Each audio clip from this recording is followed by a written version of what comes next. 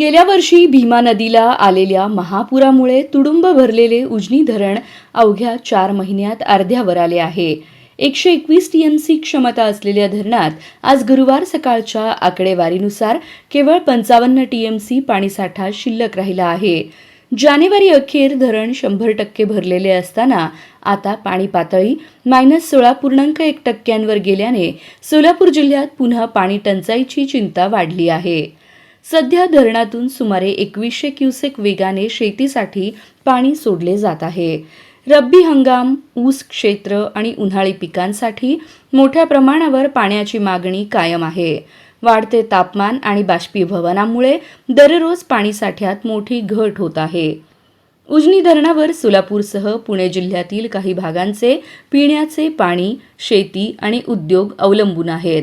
हवामान तज्ज्ञांनी यंदा अल निनोचा परिणाम होण्याची शक्यता व्यक्त केली असून पावसात खंड पडल्यास परिस्थिती अधिक गंभीर होऊ शकते.